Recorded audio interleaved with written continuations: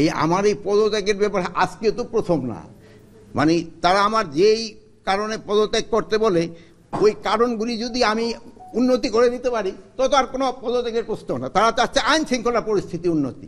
আমি আইন শৃঙ্খলা পরিস্থিতি যেন উন্নতি হয় আমি এই ব্যবস্থা করতেছি, এবং এই আইন শৃঙ্খলা পরিস্থিতি আগের থেকে অনেক উন্নতি হয়েছে এবং এটা আরও উন্নতি হতে থাকবে। আপনারা জানেন দেশের যে বিদ্যমান আইন শৃঙ্খলা পরিস্থিতি সম্বন্ধে আমরা পূর্ণ সজাগ এবং সচেতন।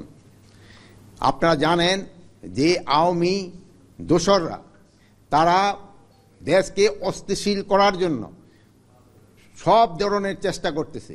যেহেতু তারা প্রচুর টাকা দেশ থেকে স্থানান্তর করেছে, ওই টাকা তারা এখন ব্যবহার করতেছে। এই টাকা ব্যবহার করে দেশকে একটা অস্থিতিশীল পরিস্থিতি করার চেষ্টা করতেছে। আমরা এইটা কোনো অবস্থায় করতে দিব না।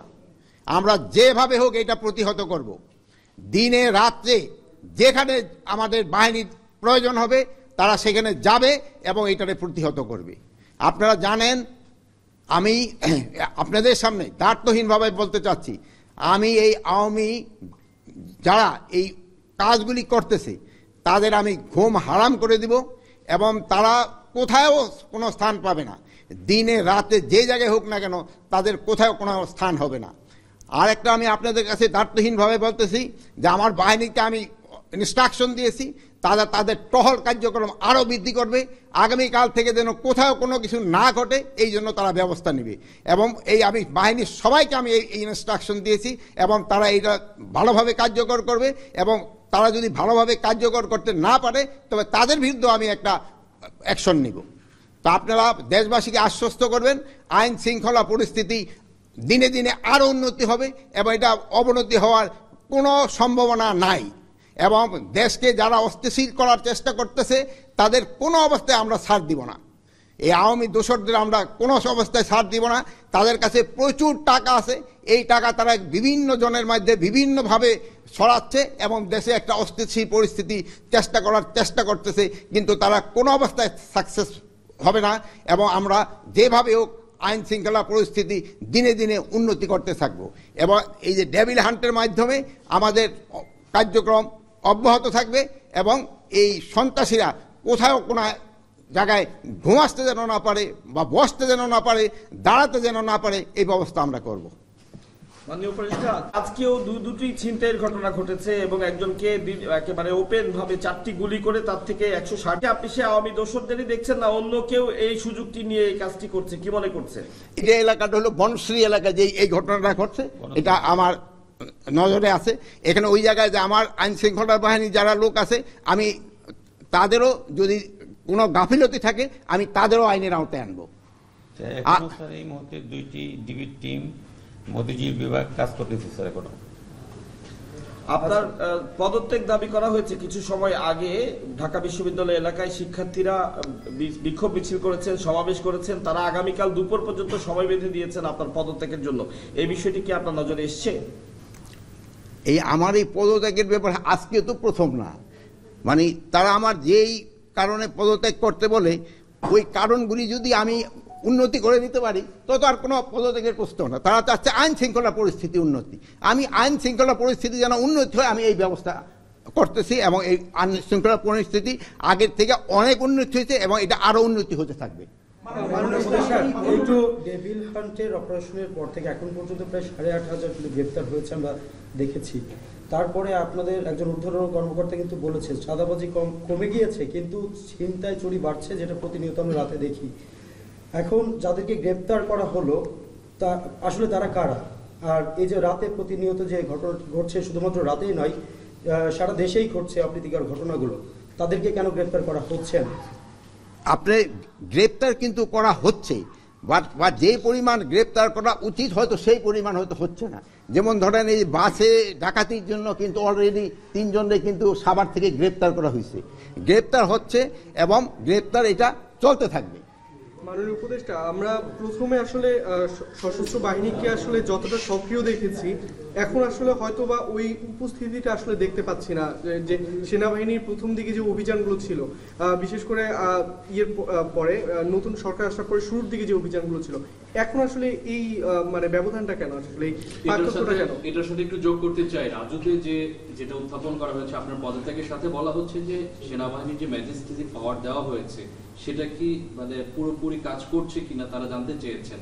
আমরাও একটু জানতে চাই সেটা আসলে কাজ করছে কিনা, সেটা কিভাবে কাজ করছে, কোন স্তরে কাজ করছে। ম্যাজিস্ট্রেরি পাওয়ার তাদের যে ক্ষেত্রে দেওয়া হয়েছে ওটা ঠিকভাবেই কাজ চলতেছে। এই যে দেখেন সেনাবাহিনীর অফিসারও কিন্তু এখানে আছে, তারও কাজ করে যাচ্ছে, তারও কাজ করছে, সবাই কাজ করতেছে দেখেই কিন্তু আমরা একটু আগের থেকে পরিস্থিতি একটু ভালোর দিকে গেছে। এটা আরও ভালোর দিকে যেন যায় আমরা চেষ্টা করব, এবং আমি এই ব্যাপারে আপনাদেরও একটু সহযোগিতা চাই। আপনারা কিন্তু সব ব্যাপারে আমাদের সহযোগিতা করে যাচ্ছেন, ভবিষ্যতে আপনারা আমাদের সহযোগিতা করতে যাবেন। যেমন আপনি এই বিদেশি প্রচার মাধ্যমে আমাদের সম্বন্ধে অনেক কিছু আজে বাজে লিখত, আপনারা কিন্তু ওইটা প্রতিবাদ করে এবং সঠিক সংবাদ দিয়ে কিন্তু আপনারা দেশকে বাঁচিয়েছেন এবং আমাদের উপকার করছেন। আপনারা ভবিষ্যতে এটাও করে যাবেন, আমি আশা করি। সাধারণের একটা কথা ছিল যেটা আপনার থেকে আমি উত্তর পাইনি, সেটা হচ্ছে অপারেশন ডেভিল হান্টার নামে কাদের গ্রেপ্তার করা হচ্ছে, এবং এখন পর্যন্ত কিন্তু আসলে এই অভিযানের পরবর্তীতে অপরাধগুলো অপকর্মগুলো আরো বেড়েই চলেছে। এই বিষয়টা যদি একটু ডেভিল হান্টের আওতায় সন্ত্রাসীদের গ্রেপ্তার করা হচ্ছে, যারা সন্ত্রাসী, যারা সন্ত্রাস কর্মকাণ্ডের সাথে জড়িত তাদেরই গ্রেপ্তার করা হচ্ছে। এখন এই যে দুই একটা ঘটনা ঘটছে, এটা যেন কোনো একটা ঘটনা যেন না ঘটে, এই জন্য আমরা ব্যবস্থা নিব। শুরু থেকে আমরা বিভিন্ন ছিনতাইয়ের ঘটনা যা দেখেছি যে মোটরসাইকেলে করে 3 জন বা 2 জন মিলে এসে তারা 3-4টি মোটরসাইকেল করে নিয়ে এসে ছিনতাই কাজটি করছে। তো এই মোটরসাইকেলে একাধিক ব্যক্তি চলাচলের ব্যাপারে এ ধরনের আলাদা কোনো নির্দেশনা কি আপনারা চিন্তা করছেন, দেবেন কিনা? এই ব্যাপারে মোটরসাইকেলে যেন হেলমেট পরা অবস্থায় ছাড়া কেউ যেন না চড়ে এবং 2 জনের বেশি যেন না চড়ে, এটার জন্য তো আমি অলরেডি ইনস্ট্রাকশন দেওয়া হয়েছে এবং এটা যেন কার্যকারী হয়। ফারুক, এই যে তোমরা দেখবা যেন কোনো অবস্থায় এটা যেন কোনো না বর্তায়। মাননীয় উপদেষ্টা, শুধু ছিনতাই নয়, শিক্ষার্থীরা বিশেষ করে নারী শিক্ষার্থীরা বলছে যে স্বরাষ্ট্র উপদেষ্টা এবং আইন উপদেষ্টা যখন দায়িত্ব নেয় সবার আগে তাদের নারীদের নিরাপত্তার কথা চিন্তা করা উচিত ছিল। যে হারে ধর্ষণের সংখ্যা বেড়ে চলছে তারা বলছেন যে স্বরাষ্ট্র এবং আইন মন্ত্রণালয় থেকে তেমন কোনো উদ্যোগ নেওয়া হয়নি। কি বলবেন তাদের উদ্দেশ্যে? মা বোনদের ভয়ের কোনো কারণ নেই, তাদের ব্যাপারে আমরা সব সময় কনসার্ন এবং তাদের কোনো ধরনের যেন কোনো রকমের সমস্যা করতে না হয় এবারে আমরা সব সময় সজাগ আছি এবং আইন শৃঙ্খলা বাহিনীও এই ব্যাপারে সব সময় সজাগ আছে। স্যার, সবাই তো বলছে যে আপনার ব্যর্থতা আছে, আপনাকে পদত্যাগ করতে। আপনি কি আপনার নিজের ব্যর্থতা দেখেন, বা আপনি এতদিন পরেও যে আইন শৃঙ্খলা বাহিনী সক্রিয় করতে পারেনি, আপনার নিজের ব্যর্থতা দেখেন কিনা?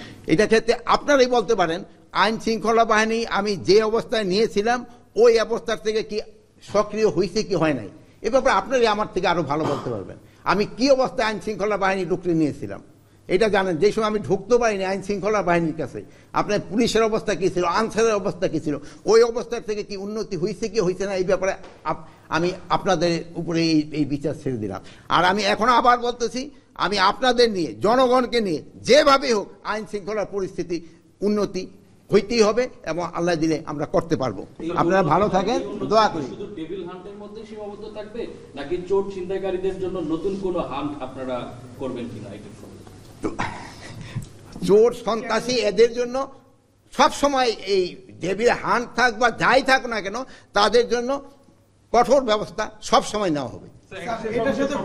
সবসময় বলা হচ্ছে যে আসলে আপনারা যথেষ্ট চেষ্টা করছেন আর কি দেশের আইন শৃঙ্খলা বাহিনীকে আসলে ঠিক করার জন্য, কিন্তু প্রতিনিয়ত যে ঘটনাগুলো ঘটছে, হওয়া উচিত ছিল যে যারা এই খারাপ কাজগুলো করছে বা যারা ছিনতাই করছে তারা আসলে ভয় পাওয়ার কথা ছিল, কিন্তু তারা হচ্ছে প্রতিনিয়ত কিন্তু তারা সীমা লঙ্ঘন করে যাচ্ছে, প্রতিনিয়ত ঘটনা তীব্রতা বাড়ছে।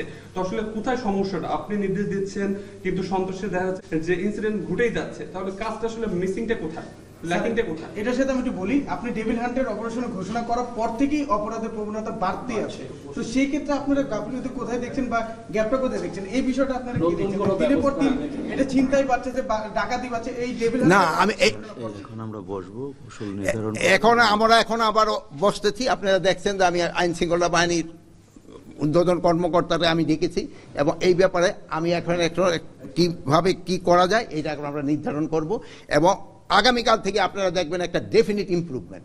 আপনারা ভালো থাকেন, দোয়া করি, আল্লাহ হাফেজ।